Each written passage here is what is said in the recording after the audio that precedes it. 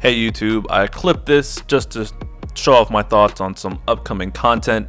If you want to check out the full video, please check it out in the card to the right.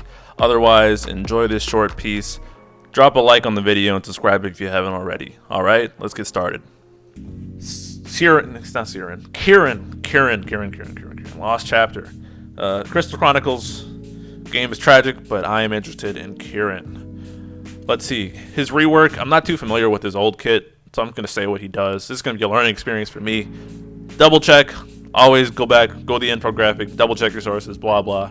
I think what he does now is both of his skills now battery the party.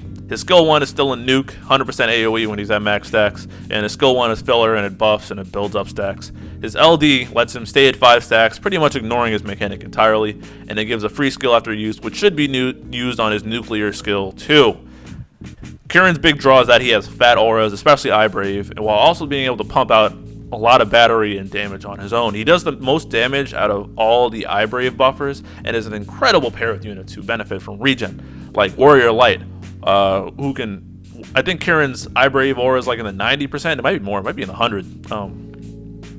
It's very good, and he'll turn Warrior Light steroids. Nope, he'll turn Warrior Light shields into steroids. There we go.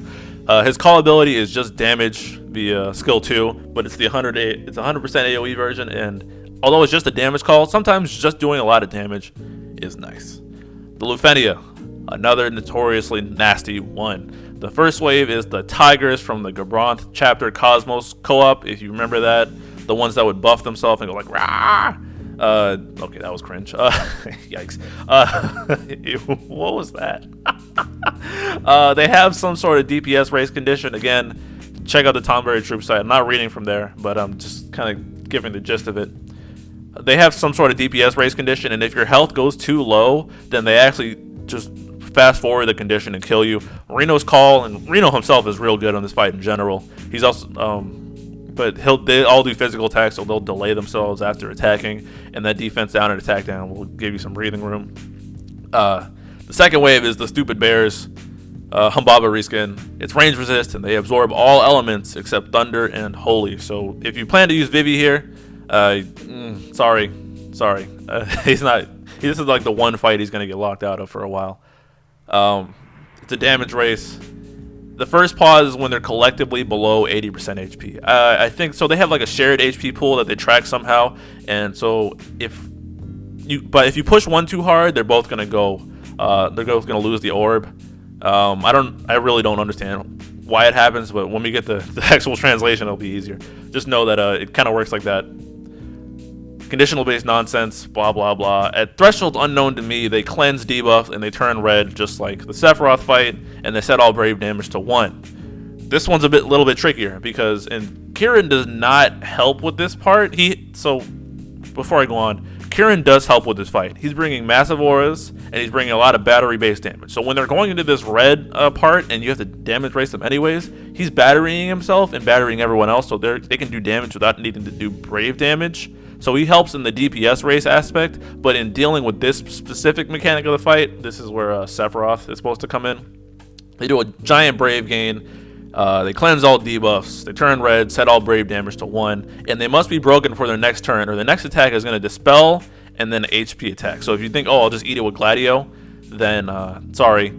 Reno can pyramid these away, but they're still going to dispel you. They're just not going to be able to do any HP damage or debuff you.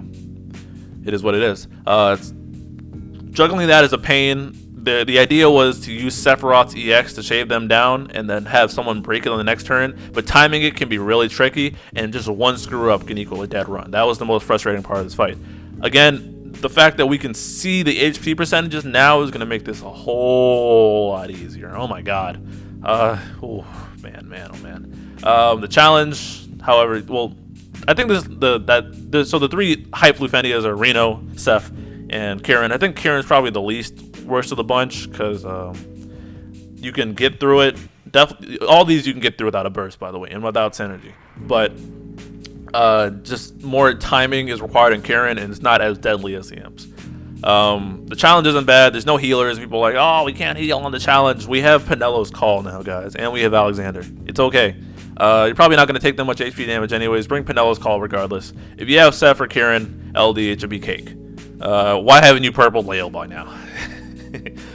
Pull wise, I'm pulling Ciaran. I want to pair him with Warrior Light. I've never used Ciaran. I like his game. Not a huge fan of the remaster, unfortunately, but I want to see how much I can represent him because I think he's a good character and he deserves some love. All right. Hope you enjoyed the clip. Please drop a like on this video and subscribe to my channel for more content like this. Please be sure to check out the full video in the card, and I'll talk to you guys later. Peace.